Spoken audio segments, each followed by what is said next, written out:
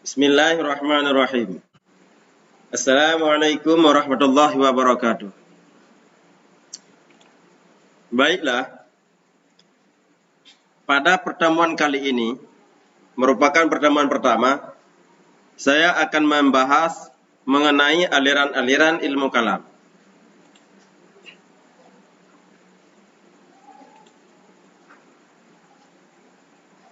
Yang menjadi indikator dalam pembahasan ini yaitu mendeskripsikan sejarah munculnya aliran-aliran ilmu kalam, yaitu Khawarij, Syiah, Murji'ah, Jabariyah, Qadariyah, Mu'tazilah, serta Ahlu Sunnah wal Jamaah. Kemudian menyebutkan tokoh-tokoh utama aliran-aliran ilmu kalam. Tujuan pembelajaran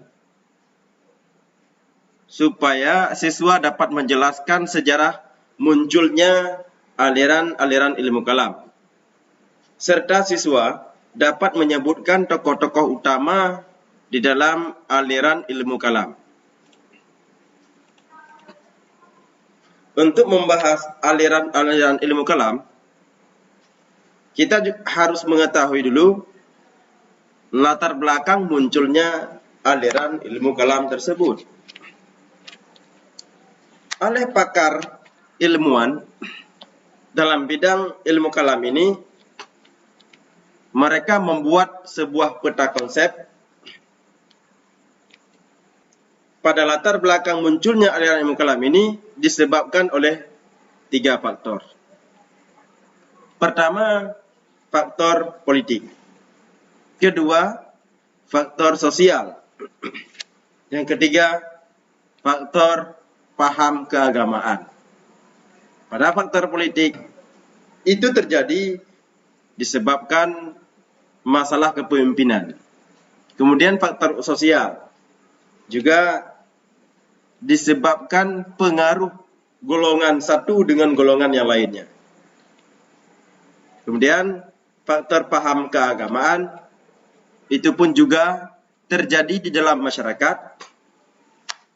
Munculnya aliran ilmu kalam itu karena paham-paham agama Islam bercampur baur dengan paham bahkan agama-agama yang lain.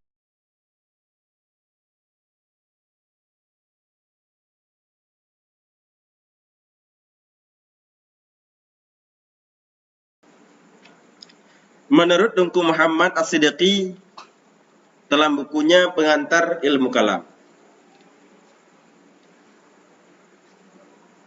ternyata istilah ilmu kalam baru dikenal pada masa Bani Abbasiyah, yaitu sesudah terjadi banyak perdebatan pertukaran pikiran serta bercampur dengan masalah-masalah tauhid dan filsafat, seperti membicarakan materi, kemudian susunan tubuh, hukum-hukum zat, dan lain-lain.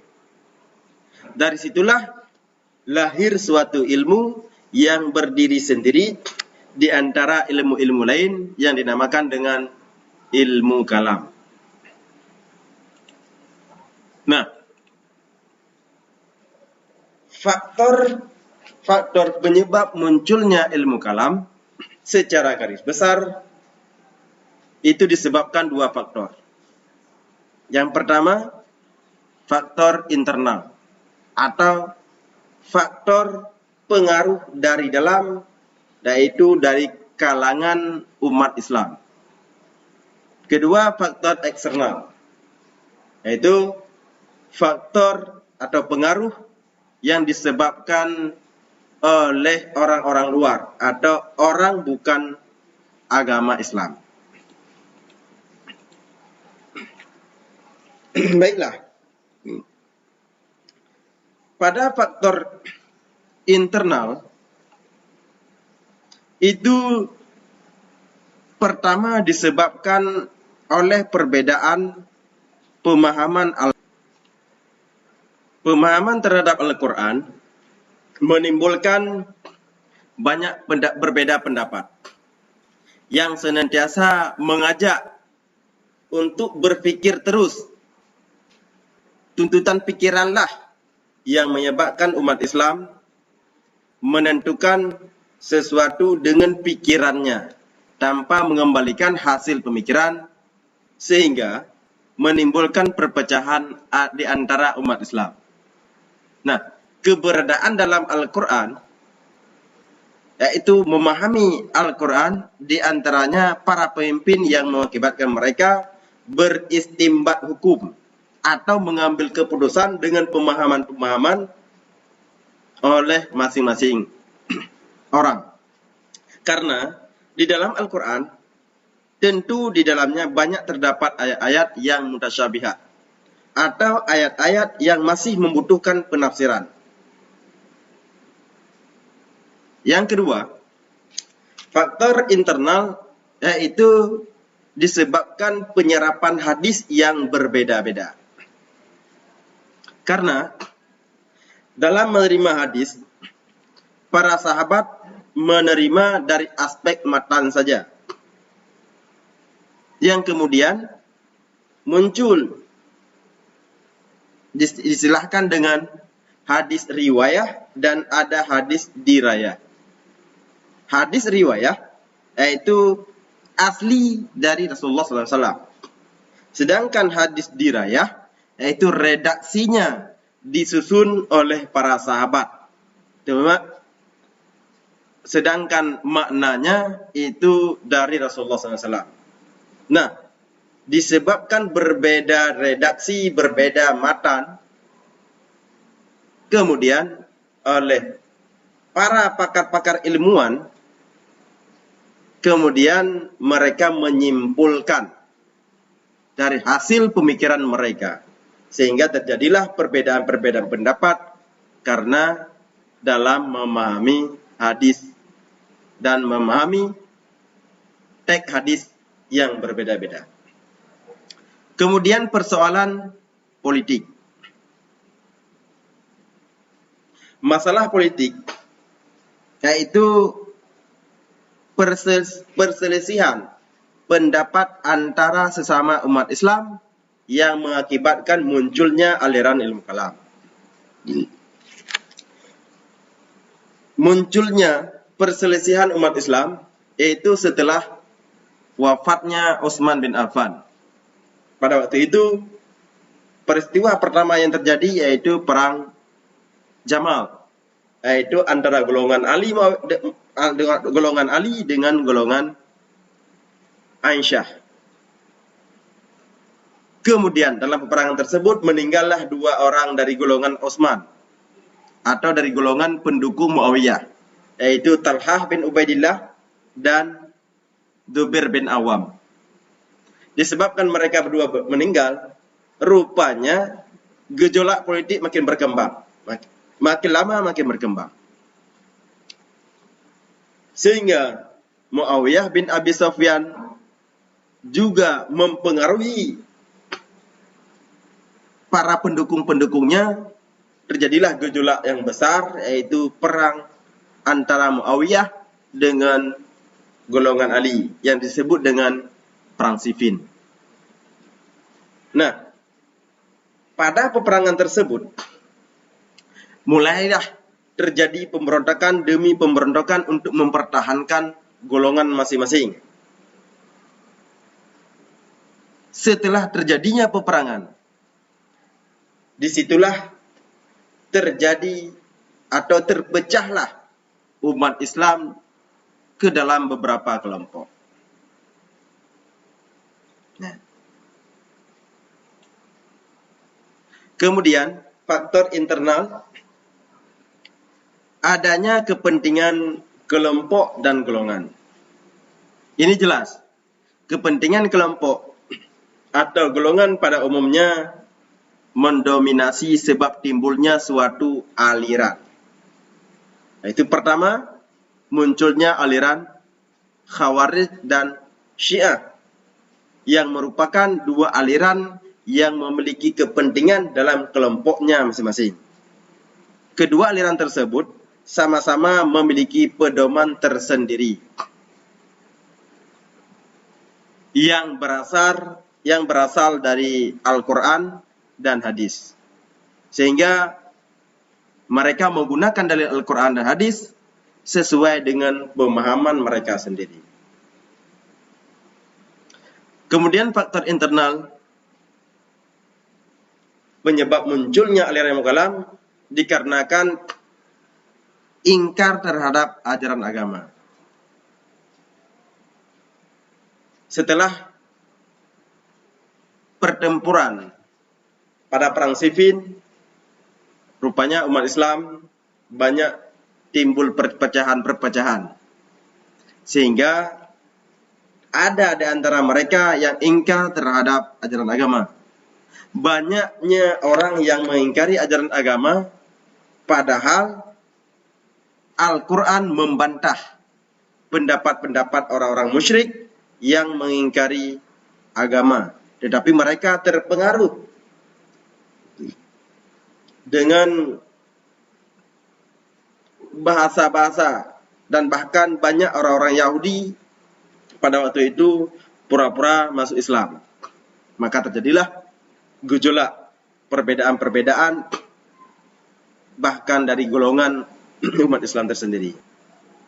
Yang terakhir, faktor internal penyebab munculnya aliran ilmu kalam, yaitu disebabkan hidup mewah. Kemenangan-kemenangan yang diperoleh umat Islam pada waktu itu, mulai dari masa Bani Umayyah, berkembang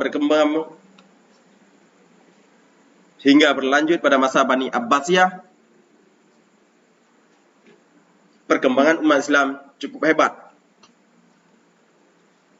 Sehingga mereka hidup dalam keadaan kemewahan. Sehingga mereka menyebabkan merasa bebas menentukan dan membahas masalah-masalah agama secara filosofis dan tidak membatasi diri pada hal-hal yang bersifat lahiriah. Di antara permasalahan yang sering dibahas pada waktu itu adalah masalah akidah. Nah, maka muncullah perbedaan atau kelompok-kelompok yang dinamakan dengan aliran-aliran. Selanjutnya, latar belakang munculnya aliran ilmu kalam disebabkan faktor eksternal atau faktor dari luar. Yang pertama, pengaruh dari luar agama Islam. Sebelum kota Mekah ditaklukkan, masyarakat sudah memiliki agama sendiri, yaitu agama, baik itu agama Yahudi, Nasrani, bahkan ada agama Majusi. Setelah merasa aman dan terbebas dari kekangan umat Islam, mereka mulai mengkaji ulang akidah-akidah agama-agama mereka yang dahulu dikembangkan cukup hebat. Bahkan mereka memasukkan ajaran-ajaran akidah mereka ke dalam ajaran agama Islam. Sehingga karena percampuran agama itulah, maka ada beberapa aliran yang doktrinnya menyimpang dari aliran ilmu atau aliran ajaran Islam. Dan ada juga paham yang memasukkan sistem ketuhanan Al-Masih yang berasal dari agama Nasrani menjadi ketuhanan Muhammad, Ali, Fatimah, Hasan, Husain, dan sebagainya, yang mereka menganggap orang-orang yang suci. Bukan hanya Nabi Muhammad sebagai orang yang suci, tapi termasuk dalamnya orang yang suci, yaitu Ali, Fatimah, Hasan, dan Husain. serta mengatakan mereka berlima adalah satu ruh yang di dalam diri mereka adalah sama. Padahal Al-Quran sudah jelas menegaskan, membantah keyakinan-keyakinan yang seperti itu, yang sama dengan pemahaman-pemahaman para yang menuhankan Isa Al-Masih. Kemudian dalam faktor eternal, munculnya aliran ilmu kalam itu disebabkan kelompok Islam yang ingin membela Islam. Seperti aliran, misalkan aliran Mu'tazilah, berpendapat bahwa mereka tidak dapat menunaikan kewajiban sebagaimana mestinya, melainkan dengan cara mengetahui dan memahami akidah-akidah yang dianut oleh pihak lawan. Sehingga mereka boleh memahami akidah-akidah agama di luar Islam. Dengan banyaknya pemahaman-pemahaman agama yang di luar Islam, sehingga mereka terpengaruh dengan agama-agama di luar Islam. Maka muncullah pendapat-pendapat bahkan bertentangan dengan ajaran tauhid, yaitu ajaran agama Islam. Kemudian yang terakhir, dalam faktor eksternal penyebab munculnya aliran ilmu kalam yaitu pengaruh filsafat Yunani. Umat Islam bertemu lawan-lawan yang menggunakan filsafat yang berakidah. Untuk menghadapi mereka, umat Islam pun mempelajari filsafat mereka, yaitu filsafat Yunani, seperti filsafat Aristoteles, filsafat Plato, dan sebagainya. Mereka memasukkan filsafat-filsafat tersebut yang dianggap menjadi alat untuk mempertahankan akidah ke dalam ilmu-ilmu tauhid. Disebabkan karena itu, kitab-kitab yang berkembang sekarang ada yang membahas tentang jauhar, arat, tawalud. Padahal semua itu inti dari filsafat Yunani. Dengan demikian, ilmu tauhid terus berkembang dan bertambah luas pembahasannya serta bermacam-macam dimensi yang terjadi. Nah, dengan faktor eksternal dan faktor internal munculnya aliran ilmu kalam, maka muncullah aliran ilmu kalam yang paling populer, yaitu ada 8 aliran dalam ilmu kalam. Yang pertama, aliran Khawarij. Aliran Khawarij muncul setelah perang Muawiyah bin Abi Sufyan dengan golongan Ali bin Abi Thalib. Karena golongan Muawiyah yang menentang Ali bin Abi Thalib. Sehingga setelah terjadinya tahkim atau perdamaian perang tersebut, ada golongan-golongan pengikut Ali yang setia kepada Ali bin Abi Thalib, dikarenakan kebijakan Ali bin Abi Thalib terhadap golongan Muawiyah. Oleh orang-orang Khawarij ini, mereka keluar dari barisan-barisan Ali dan menentang dengan kebijakan-kebijakan yang dibuat oleh Ali bin Abi Thalib. Nah, maka dikenallah dengan aliran Khawarij, yaitu aliran yang keluar. Maksudnya keluar dari barisan Ali bin Abi Thalib. Yang kedua, aliran Syiah. Munculnya aliran Syiah itu sekalian munculnya golongan Khawarij. Jadi golongan yang setia kepada Ali, pendukung Ali bin Abi Thalib, itu disebut dengan golongan Syiah. Tapi ini harus diperhatikan dengan jelas. Bukanlah Ali bin Abi Thalib itu sebagai orang Syiah, tetapi pendukungnya yang terlalu membesar-besarkan Ali, yang bahkan melewati dari membesarkan Nabi Muhammad. Seperti yang sudah kita katakan tadi di belakang, faktor terjadinya aliran ilmu kalam, yaitu aliran itu terjadi dengan faktor internal yang mereka menganggap suci, bukan hanya di Muhammad SAW, tapi termasuk Ali bin Abi Thalib, termasuk Aisyah, termasuk Hasan, dan juga termasuk Husain, dianggap manusia-manusia yang suci. Karena keterlaluan mereka mendukung Ali bin Abi Thalib, bukan pada masa hidupnya Nabi Ali, tapi setelah wafatnya Ali bin Abi Thalib, mereka terlalu membanggakan, mempopulerkan, bahkan ada yang fanatik kepada keluarga Nabi. Nah, golongan itu disebut dengan golongan Syiah. Kemudian, setelah adanya golongan Khawarij Syiah, itu terjadinya perbedaan pendapat dalam ilmu kalam atau dalam masalah akidah. Sehingga kemudian muncullah aliran yang baru, yaitu aliran Murji'ah. Aliran Murji'ah ini merupakan aliran yang netral. Mereka tidak mendukung kepada aliran Khawarij dan juga tidak mendukung aliran Syiah.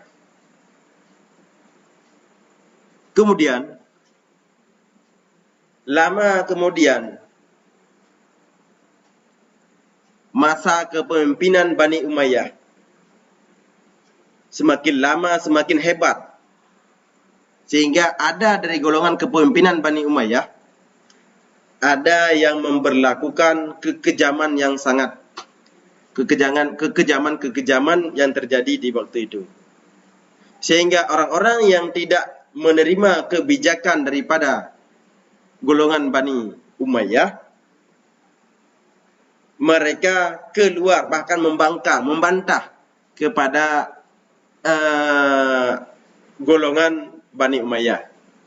Sehingga mereka muncullah aliran kemudian yang dinamakan dengan aliran Jabariyah. Seiring dengan keluarnya atau munculnya aliran Jabariyah, muncullah yaitu aliran Qadariyah. Ini bersamaan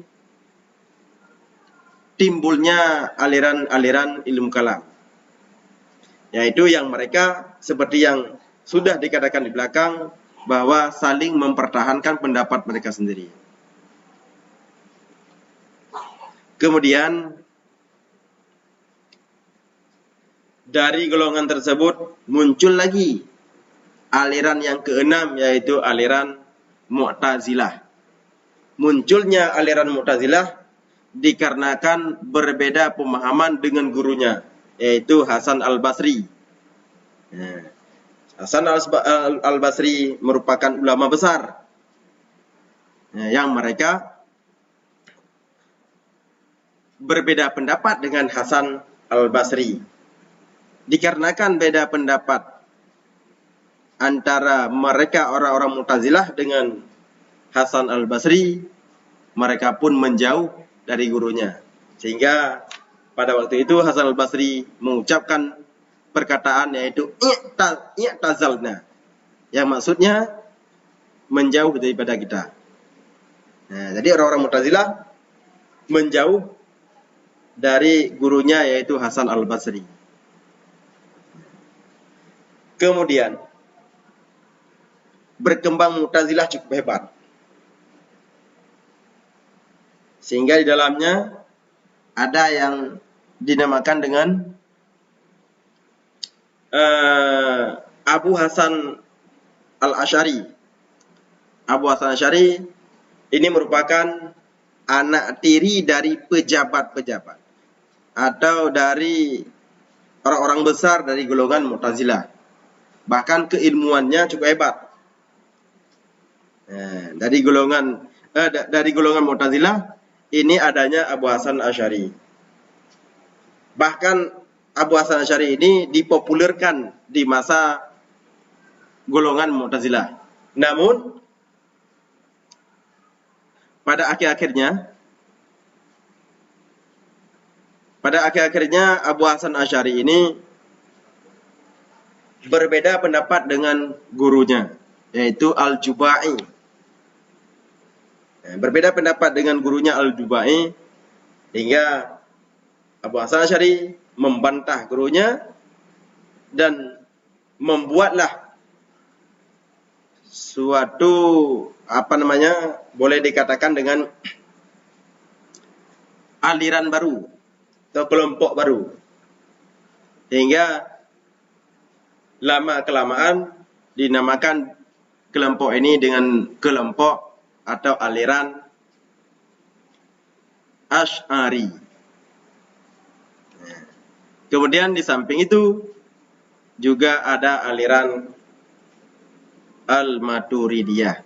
Namun aliran Asy'ariyah dan aliran Maturidiyah ini dalam pemahaman tauhid kebanyakannya sama. Kebanyakannya sama dalam pemahamannya.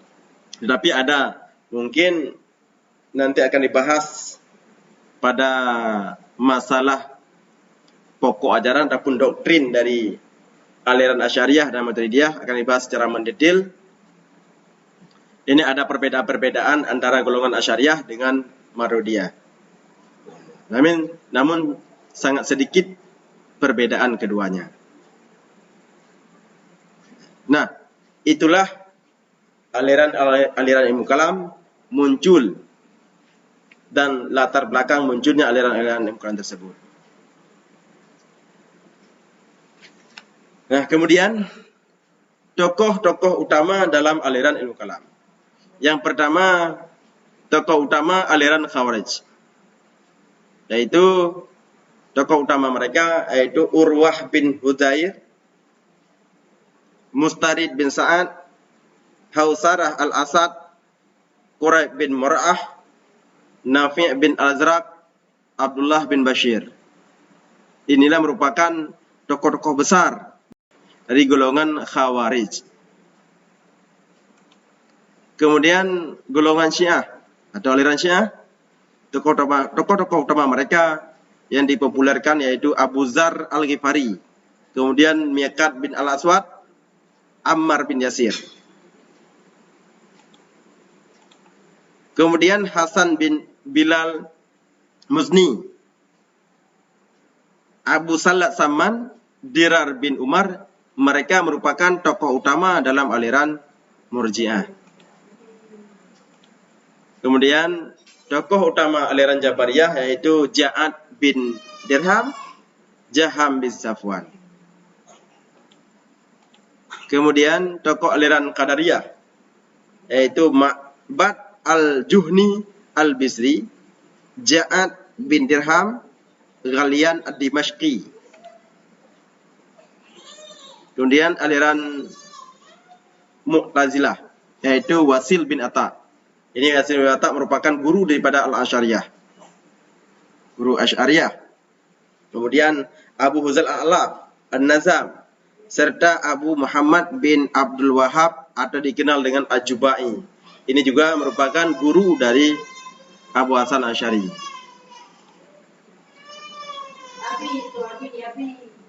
Nah, kemudian tokoh-tokoh utama aliran Asy'ariyah yaitu Abu Bakar Muhammad Ibnu Thayyib Al-Balkini, Al-Bakilani.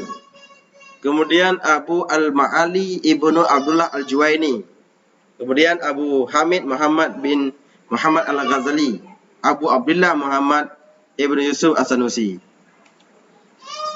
Yang terakhir, tokoh-tokoh utama aliran Maturidiyah yaitu Abu Qasim Ishaq bin Muhammad Al-Hakim As-Samarkandi, kemudian Abu Yusuf,